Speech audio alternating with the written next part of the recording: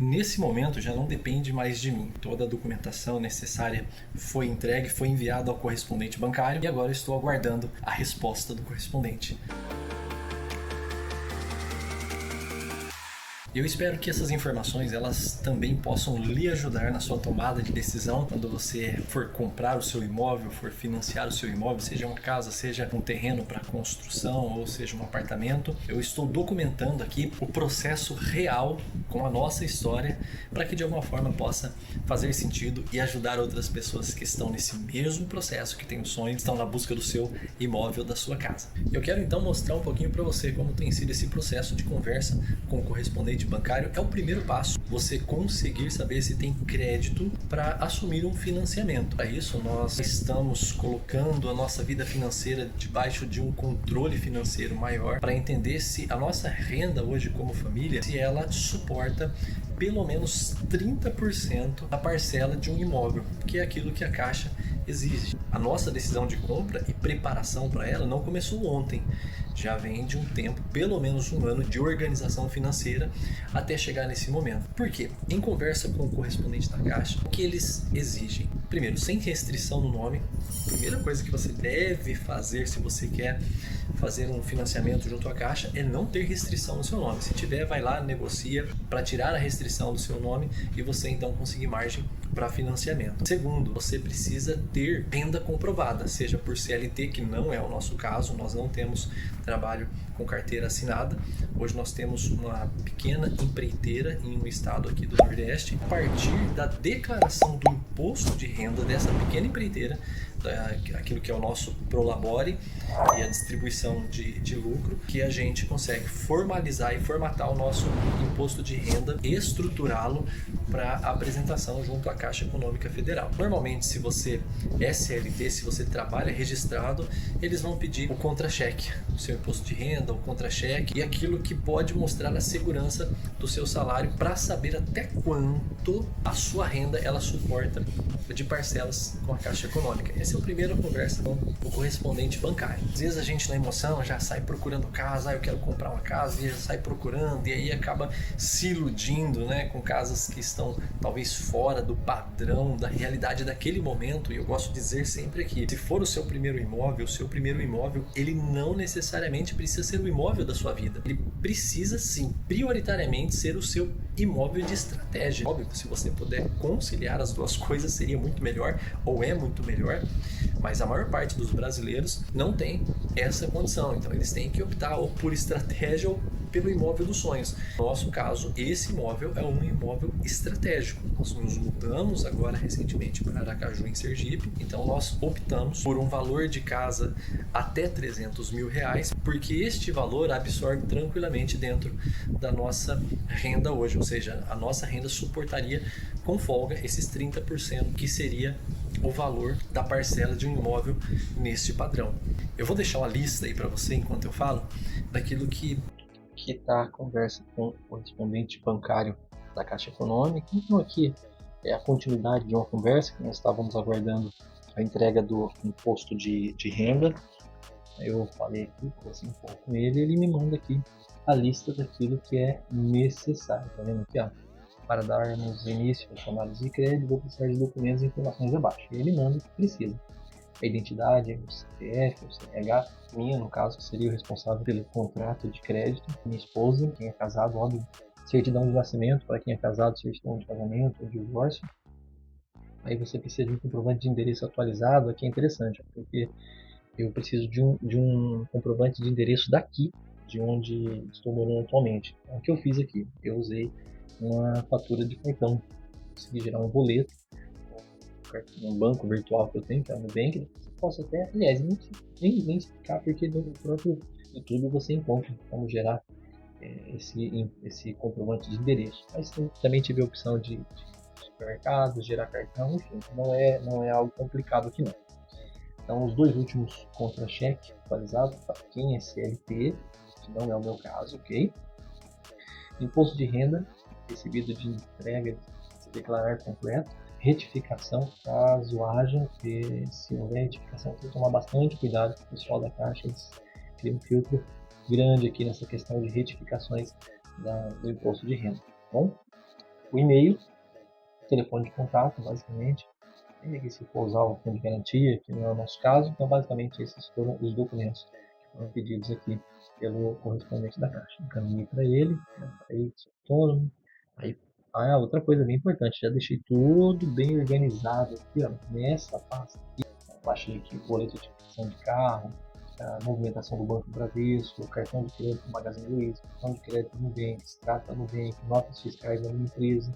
Então, eu deixei tudo organizado aqui para que, se houvesse algum questionamento, se tiver algum questionamento de movimentação bancária que faça jus ao valor declarado de imposto de renda, está tudo aqui. É bem simples, a conversa é você procurar um correspondente bancário da Caixa, qualquer correspondente, você pode entrar aí no site da Caixa e procurar um correspondente bancário mais próximo da sua casa, ou também pode procurar um corretor de imóveis de confiança, que ele vai fazer todo esse processo. O correspondente, então, ele vai solicitar a você, se você é casado, também a sua esposa, alguns documentos. Após o envio, eles demoram entre 24 e 48 horas para lhe entregar a resposta, se de forma positiva ou de forma negativa, se você foi aprovado ou reprovado com o seu pedido de financiamento. No nosso caso, e aqui eu quero me aproximar muito daquilo que são os valores reais, e obviamente que eu já disse isso no vídeo passado, eu não vou expor particularidades, valores, local exato, justamente porque a internet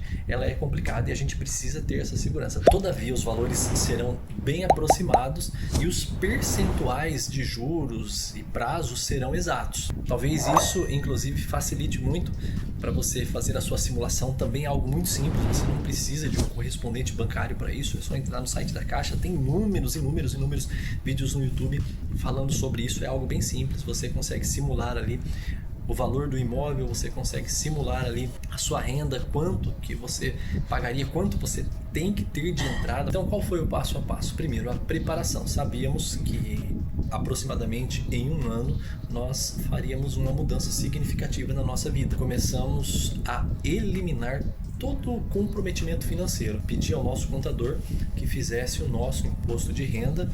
E aí aqui tem uma grande questão. Quanto maior a renda declarada, maior o imposto que você paga para o governo. Como nós trabalhamos? Eu trabalho com o Prolabore dentro de uma margem de valor, e a outra margem de valor para complementar, chegar próximo à faixa 3 do Minha Casa Minha Vida, que é o programa que a gente quer acessar por conta dos benefícios, juros, que são bem mais acessíveis do que outros bancos. Precisávamos atingir próximo, não ultrapassar os R$ 8.600 de renda bruta familiar.